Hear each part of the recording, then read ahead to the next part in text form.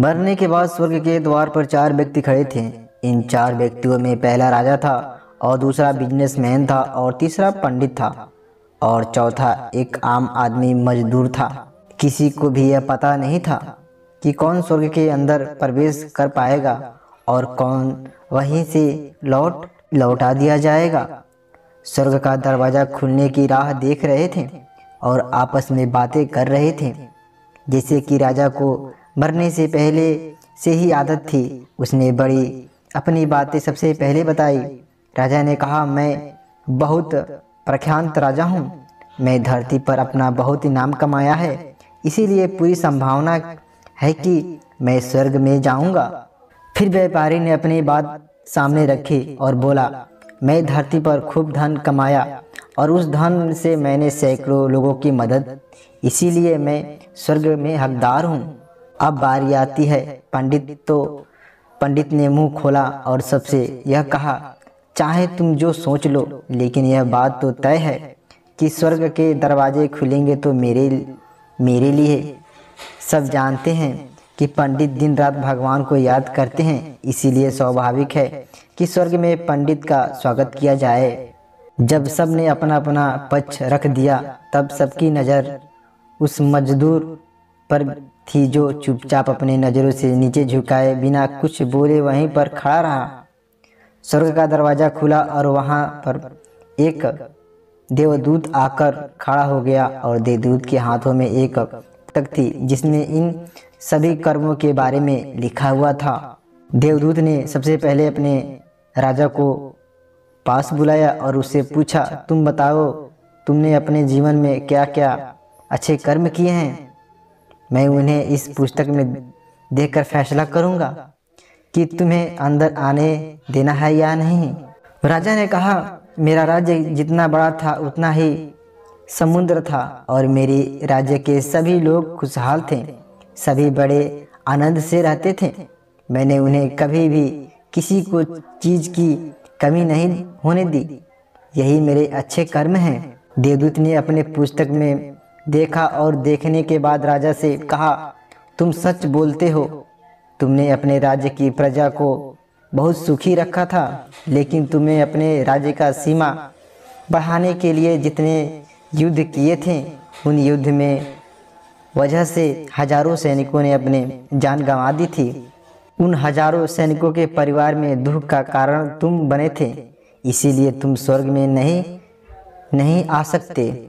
अब बारी थी व्यापारी की। व्यापारी से जब देवदूत ने पूछा कि तुम्हारे अच्छे कर्म क्या है, तब व्यापारी ने उसने कहा, मैं सैकड़ों लोगों को खाना खिलाया है और कई आश्रमों में दान किया है, कई निराश्रित लोगों के लिए मैंने घर बनवा कर दिया है। यह मेरे लिए अच्छे कर्म है। देवदूत ने फिर से अपने पुस्तक से ध्यान में देखा और देखने के बाद व्यापारी से कहा, तुम्हारा कहना तो ठीक है कि तुमने बहुत दान धर्म किया है, लेकिन यह दान धर्म तुमने जिन पैसों से किया है, उन पैसों को कमाने के लिए तुमने न जाने कितने झूठ बोले हैं, कितनी हेराफेरियाँ की हैं और कितनी मिलावटें की, इसीलिए तुम भी स्वर्ग में नहीं आ सकते। जब पंडित से यह सवाल किया गया तो पंडित ने बड़े ही आत्मविश्वास के साथ कहा, अनगिनत लोगों को ज्ञान दिया है, हजारों यज्ञ और पूजाएं की है और दिन रात भगवान को जाप किया है, इसीलिए अच्छे कर्म और क्या ही हो सकते हैं। देवदूत ने अपने पुस्तक के अंदर झांक कर देखा और पंडित से कहा, आपने जितने भी लोगों को यह भी ज्ञान दिया है, उन बातों पर खुद कभी अमल नहीं किया, अपने यज्ञ पूजा या भगवान का नाम निर्वास भाव से कभी नहीं लिया, इसीलिए आपका भी स्वर्ग में आना प्रतिबंध है। मजदूर यह सब देखकर हैरान था। अब तक जिन्हें महान समझता आ रहा था कि व्याख्या स्वर्ग में दरवाजे पर आकर बदल गई थी। धरती पर जिन कर्मों को अच्छा समझता जाता है, उनका यह पर कोई मूल्य नहीं था। जमदूत ने जब इस मजदूर को अपने पास बुलाया और इससे पहले कि वह उससे उसके अच्छे कर्मों के बारे में पूछता, मजदूर बोला, बोल पड़ा, प्रभु मैं जानता हूँ कि मैं स्वर्ग में आने के लायक नहीं हूँ, लेकिन मैं फिर भी एक बार बाहर से ही स्वर्ग के झांक कर देखना चाहता हूँ। बस इससे ज़्यादा मेरी कोई इच्छा ही नहीं है, क्योंकि ऐसे इच्छा पालने के लिए मैंने जीवन में कुछ भी नहीं किया है।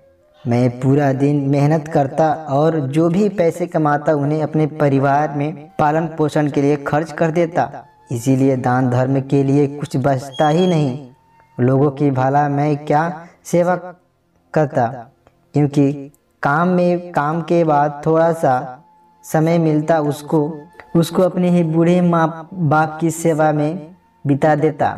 और यह सब करने के बाद मैं कभी कभी मंदिर भी चला जाता और भगवान से जैसा भी मुझे दिया है उस जीवन के लिए धन्यवाद कहता। देवदूत अपने पुस्तक में बड़े ध्यान से देखा और थोड़ी देर देखते ही रहा। फिर उसने मजदूर से पूछा कि तुम याद करके बताओ, तुमने कभी तो कोई अच्छा काम किया होगा। मजदूर ने थोड़ी देर सोचने के बाद बोला, हाँ मुझे थोड़ा थोड़ा याद है।